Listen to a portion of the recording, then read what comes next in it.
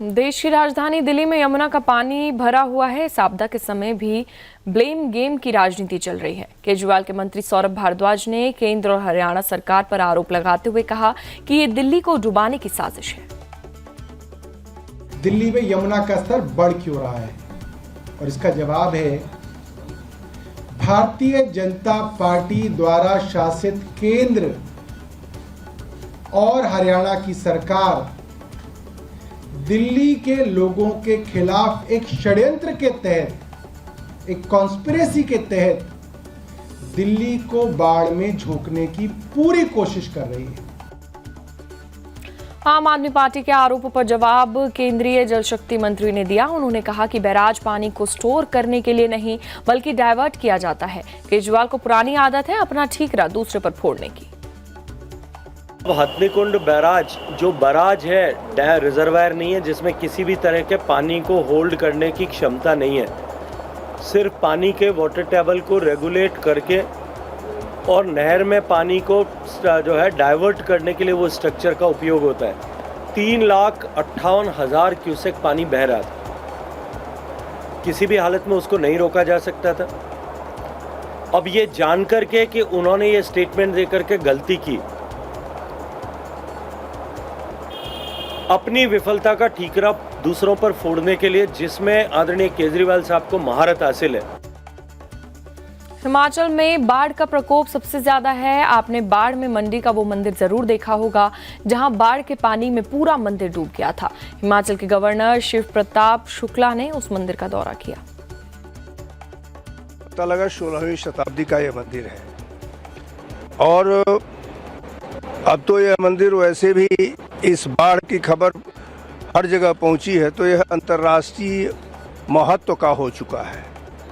हमारे जो विधायक हैं यहाँ से अनिल जी, उन्होंने ये शायद स्ट्रक्चर कुछ इस प्रकार का बनाया है कि इसको प्रोटेक्ट किया जाए। मैं यहाँ के लोकल एडमिनिस्ट्रेशन से भी इस बात को वो कहूँगा कि वो एक प्रकार की रिपोर्ट बना करके भेजें और उसको उसमें सब कुछ सम्मिलित रहे। तो मैं भारत सरकार के पर्यटन मंत्रालय से भी इस पर प्रयत्न करूँगा। संसद का मॉनसून सत्र शुरू होने वाला है, जिसको लेकर कांग्रेस नेताओं की चर्चा हुई, जिसमें यह तय किया गया है कि कांग्रेस सदन में किन मुद्दों पर चर्चा करेंगे और सरकार से जवाब मांगेगी। पहला विषय तो मणिपुर है। इस पर कांग्रेस पार्टी अड़िग है, इस पर हम इससे पीछे हटेंगे नहीं। इस पर चर्चा होना जरूरी है। शुरुआत में ही इस पर बहस होने की जरूरत है। इसमें प्रधानमंत्री जी को भी बोलना चाहिए, प्रधानमंत्री की मौजूदगी में ये बहस होनी चाहिए। AIMIM चीफ असदुद्दीन ओवैसी की पार्टी ने लॉ कमीशन को यूसीसी पर पत्र लिखा। ओवैसी ने आरोप लगाते हुए कहा कि लॉ कमीशन को सियासी हथियार की तरह यूज कर रही है केंद्र सरकार। हमने अपनी पार्टी की तरफ से लॉ कमीशन ऑफ इंडिया को जो उन्होंने जून 14, 2023 को जनता से कहा कि पार्टी से कहा कि अपने व्यूज और आइडियाज दें, तो हमने उनको लिखकर दे दिया है। और हमने ये कहा है कि पहले तो लॉ कमीशन 22वें लॉ कमीशन को ये बताना चाहिए था कि यूनिफॉर्म सिविल कोड क्या है, वो नहीं बताते। और उसमें उन्होंने कोई कंसल्टेशन पेपर नहीं दिया, 21वां लॉ कमीशन का दिया। तो और तीसरी बात यह है कि बड़ी ताजुब की बात, ताजुब ने बल्कि बड़ा कोइंसिडेंस है कि 2018 में भी मोदी जी ने शुरू कर दिया था, ये चुनाव आ रहे थे 19 के, अब 23 से आप फिर ने शुरू कर दिया। तो ये बड़ी अफसोस की बात, ये तकलीफदेह बात है कि बीजेपी एक लॉ कमीशन को इस्तेमाल कर रही है अपने सियासी अगराज व मकासद को पूरे करने के लिए। बड़ी अफसोस की बात है। बिहार से विपक्ष की मांग है कि राज्य को विशेष राज्य का दर्जा दिया जाए और जब तक दर्जा नहीं दिया जाता तब तक बिहार के लिए विशेष पैकेज रिलीज किया जाए।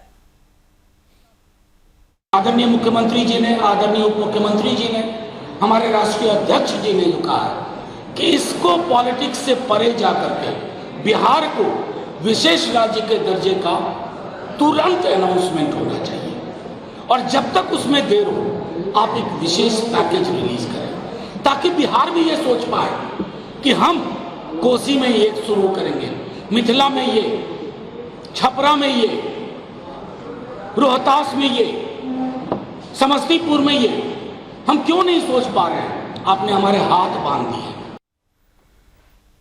महाराष्ट्र सरकार में एनसीपी के नेताओं में विभागों का बंटवारा हो गया है। अजित पवार को वित्त विभाग मिला है। इस पर कांग्रेस नेता प्रमोद तिवारी ने निशाना साधते हुए कहा कि बीजेपी की इससे बड़ा दोहरा चरित्र देखने को मिल नहीं सकता। यानी ईडी, सीबीआई से धमकी दिलवाओ और जब वहां से आए तो उनको फिर विभाग की बात तो देखिए जरा, उन्हें महाराष्ट्र सरकार की कुंजी सौंप दी गई, तिजोरी की वित्त मंत्रालय दे दिया गया और जो अभी अभी जेल से निकले थे छगन भुजबल, उनको फूड एंड सिविल सप्लाईज दे दिया गया। इससे बड़ी दोहरा आचरण भारतीय जनता पार्टी का न कभी देखा है न हुआ है। ये भारत की राजनीति का एक घृणित अध्याय है।